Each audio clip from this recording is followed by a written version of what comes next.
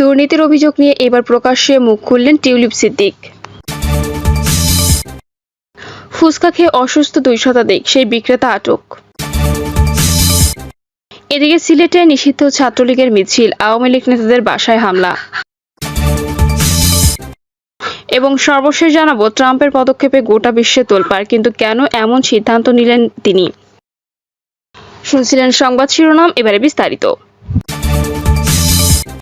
দুর্নীতির অভিযোগ নিয়ে এবার প্রকাশ্যে মুখ খুললেন টিউলিপ সিদ্দিক।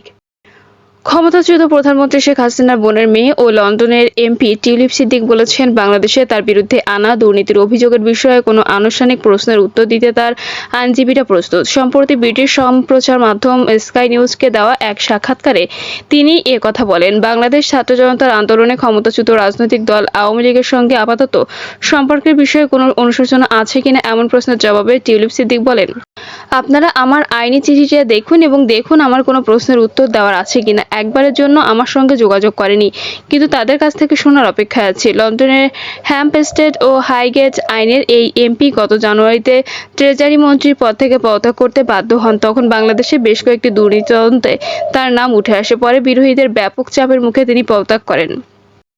সরকার ছাড়ার পর এই প্রথম প্রকাশ্যে মন্তব্য করেন টিউলিপ সিদ্দিক। তিনি বলেন, মাসখানেক হয়ে গেল অভিযোগ উঠেছে, কিন্তু কেউ আমার সঙ্গে যোগাযোগ করেনি। এর আগে গত মাসে বাংলাদেশে অন্তর্বর্তী সরকারের প্রধান উপদেষ্টা ডক্টর ইউনূস স্কাই নিউজকে বলেছিলেন, টিউলিপ সিদ্দিক দেশের সম্পদ রেখে গেছেন এবং তার এজন্য জবাবদিহি করা উচিত। এদিকে টিউলিপ সিদ্দিকের আইনজীবীরা বেশ কয়েক সপ্তাহ আগে বাংলাদেশ দুর্নীতি দমন কমিশনকে চিঠি লিখে বলেছিলেন, অভিযোগগুলো মিথ্যা ও হয়রানিমূলক। চিঠিতে বলা হয়, দুদককে 2025 সালে 25শে মার্চের মধ্যে অথবা তার আগে টিউলিপ সিদ্দিককে প্রশ্ন করতে হবে, অন্যথায় আমরা ধরে নেব যে উত্তর দেওয়ার মতো কোনো বৈধ প্রশ্ন নেই। টিউলিপ সিদ্দিকের বিরুদ্ধে অভিযোগগুলো মূলত তার খালা শেখ হাসিনার সঙ্গে সম্পর্কের উপর কেন্দ্র করে তৈরি। হাসিনা প্রায় 20 বছর বাংলাদেশের প্রধানমন্ত্রী ছিলেন। গত আগস্টে সারা দেশে তার বিরুদ্ধে রক্তক্ষয়ী বিক্ষোভের পর তিনি দেশ ছাড়তে বাধ্য হন। হাসিনার বিরুদ্ধে স্বৈরাচারী হওয়ার অভিযোগ আনা হয়েছে। তার শাসনামলে রাজনৈতিক উদ্দেশ্য প্রণোদিত গ্রেপ্তার, বিচার বহির্ভূত হত্যাকাণ্ড এবং ক্ষমতার অন্যান্য অপব্যবহার নিয়মিত ঘটেছে।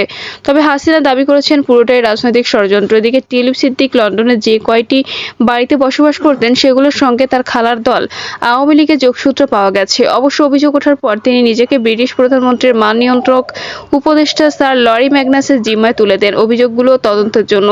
স্যার লরি ম্যাগনাস সে সময় বলেছিলেন, তিনি কোনো অনিয়মের প্রমাণ পাননি, তবে যোগ করেন তার খালার সঙ্গে সম্পর্কের সম্ভাব্য সুনামগত ঝুঁকি সম্পর্কে টিউলিপ সিদ্দিকের আরও সতর্ক না হওয়া দুঃখজনক। টিউলিপ সিদ্দিক বলেন, তার পদে থাকা সরকারের জন্য বিচ্যুতি তৈরি করবে, তবে তিনি জোর দিয়ে বলেন তিনি কোনো ভুল করেননি। ফুচকা খেয়ে অসুস্থ 2 শতাধিক, সেই বিক্রেতা আটক। যশোরের অভয়নগরে ঈদ মেলায় ফুচকা খেয়ে 2 শতাধিক অসুস্থের ঘটনায় ফুচকা বিক্রেতা মনির হোসেনকে আটক করেছে পুলিশ। রাতে মনিরামপুর উপজেলার ঢাকুরিয়া এলাকা থেকে তাকে আটক করা হয়। এই ঘটনায় তার বিরুদ্ধে অভয়নগর থানায় নিরাপদ খাদ্য আইনে মামলা করা হয়েছে। আটক মনির হোসেন মনিরামপুর উপজেলার ঢাকুরিয়া উত্তরপাড়া গ্রামের আব্দুল লতিফ মিন্টুর ছেলে। অভয়নগর থানার ওসি শুভ্র প্রকাশ দাস জানান, ঈদের দিন ভৈরব ব্রিজের পূর্ব পাশে মনির হোসেন নামের এই ব্যক্তি চটপটি ও ফুচকা বিক্রির অস্থায়ী একটি দোকান দেয়। ভৈরব ব্রিজের পূর্ব পাড়ে ঘুরতে যাওয়া বিভিন্ন বয়সের নারী, পুরুষ ও শিশুরা তার দোকান থেকে ফুচকা খায়। পরবর্তীতে গভীর রাত থেকে তারা পেটে ব্যথা, পাতলা পায়খানা, বমি, ডায়রিয়ার উপসর্গ নিয়ে হাসপাতালে ভর্তি হতে শুরু করেন। পরদিন রাত পর্যন্ত 2 শতাধিক মানুষ উপজেলা স্বাস্থ্য কমপ্লেক্সে ভর্তি হন। বিষয়টি অনলাইন ও সোশ্যাল মিডিয়ায় ব্যাপকভাবে প্রচার হওয়ার ফুচকা দোকানিকে আটকের অভিযান শুরু করে পুলিশ অভিযান চালিয়ে রাতে মনিরামপুর উপজেলার ঢাকুরিয়া এলাকা থেকে ওই ফুচকা বিক্রেতা মনিরকে আটক করা হয়। আটকের পর মাওলানা তাজনিম হুসাইন নামের একজন ভুক্তভোগী তার বিরুদ্ধে থানায় নিরাপদ খাদ্য আইনে মামলা দায়ের করেন। এই মামলায় বৃহস্পতিবার সকালে তাকে যশোরে আদালতে পাঠানো হয়েছে। সিলেটে নিষিদ্ধ ছাত্রলীগের মিছিল, আওয়ামী লীগ নেতাদের বাসায় হামলা।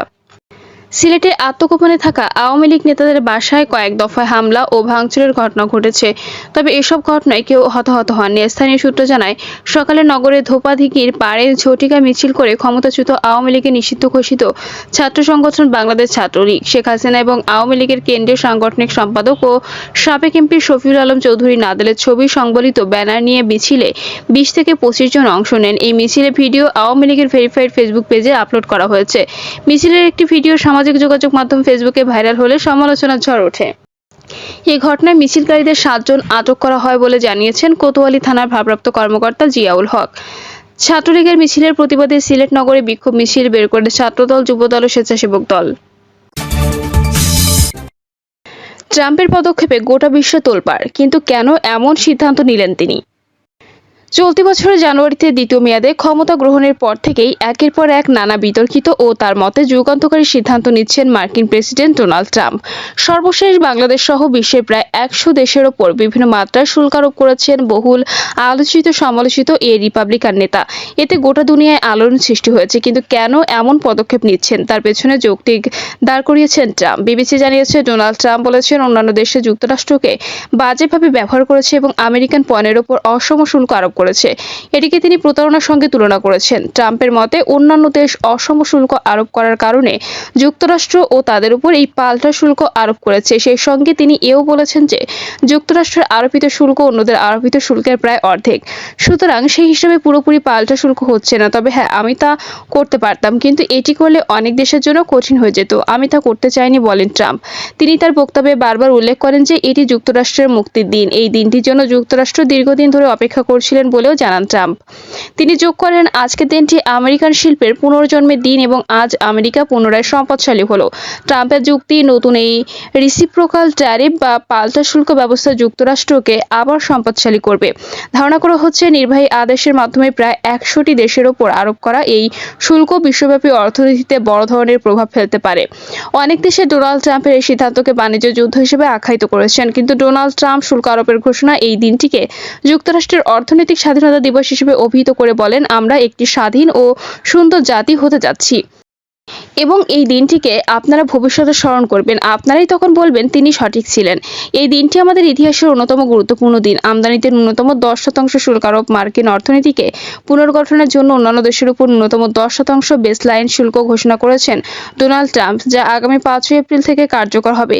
ঢাকায় অবস্থিত মার্কিন দূতাবাসের তথ্য বলছে, বাংলাদেশে যুক্তরাষ্ট্রের যেসব পণ্য রপ্তানি হয় তার মধ্যে রয়েছে কৃষি পণ্য, খাদ্যশস্য, বীজ, সয়াবিন, তুলো, গম এবং ভুট্টা, যন্ত্রপাতি এবং লোহা ও ইস্পাত পণ্য। আর বাংলাদেশে যুক্তরাষ্ট্রের আমদানি পণ্যের মধ্যে আছে তৈরি পোশাক, জুতা, টেক্সটাইল সামগ্রী ও কৃষি পণ্য। ট্রাম্পের নতুন শুল্ক পরিকল্পনায় দক্ষিণ এশিয়ার দেশগুলোর পণ্য আমদানিতে যুক্তরাষ্ট্র সর্বনিম্ন 10% থেকে শুরু করে সর্বোচ্চ 48% পর্যন্ত শুল্ক আরোপ করেছে। ট্রাম্পের নতুন শুল্ক পরিকল্পনায় দক্ষিণ এশিয়ার দেশগুলোর পণ্য আমদানিতে যুক্তরাষ্ট্র সর্বনিম্ন 10% থেকে শুরু করে সর্বোচ্চ 48% পর্যন্ত শুল্ক আরোপ করেছে। প্রিয় দর্শক, এই ছিল এখনকার সর্বশেষ সংবাদ। আপডেট সব সংবাদ পেতে চ্যানেলটি সাবস্ক্রাইব করে বেল আইকনটি ক্লিক করে রাখুন।